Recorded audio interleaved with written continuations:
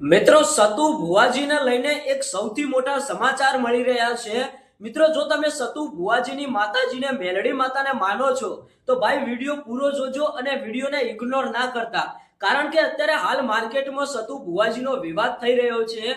એમાં ઘણા બધા લોકો એવા છે જે ભુવાજીને ખોટા સાબિત કરે છે અને એવું કહે છે કે સતુ ભુવાજી ખોટા।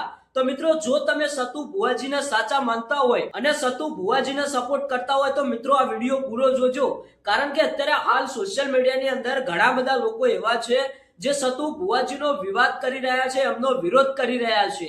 તો મિત્રો આ વિડીયોના માધ્યમથી ખાલી તમે એક માહિતી આપતા જજો કે સતુ ભુવાજી સાચા કે ખોટા।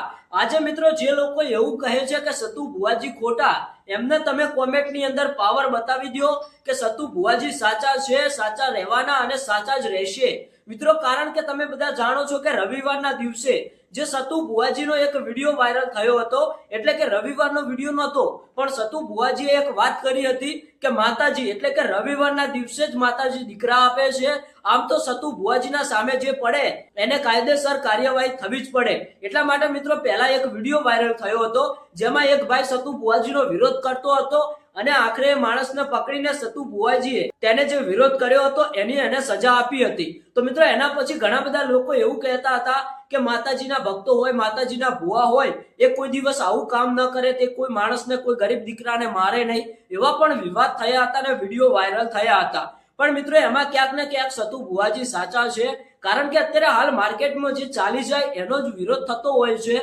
હવે મિત્રો વિડીયો આટલા સુધી જોયો છે તો મિત્રો માળવાળી મેલડી માતાને માનતા હોય અને સતુ ભુવાજીને માનતા હોય તો મિત્રો કોમેન્ટની અંદર તમારો પાવર બતાવજો। અને અમુક લોકો જે એવું કહેતા હશે કે સતુ ભુવાજી ખોટા, એમને પણ ખબર પડી જશે કે યાર આ વિડીયોના નીચે કોમેન્ટમાં તો બધા લોકો સતુ ભુવાજીને જ સપોર્ટ કરે છે, સતુ ભુવાના વિરોધમાં તો કોઈ છે જ નહીં, એટલે ક્યાંક ને ક્યાંક સતુ ભુવાજી સાચા હોઈ શકે। એટલે મિત્રો તમે કોમેન્ટ કરવાની ન ભૂલતા। આપણે તો મિત્રો દિલથી સપોર્ટ કરીએ છીએ, આપણે દેવી દેવતાઓમાં માનીએ છીએ।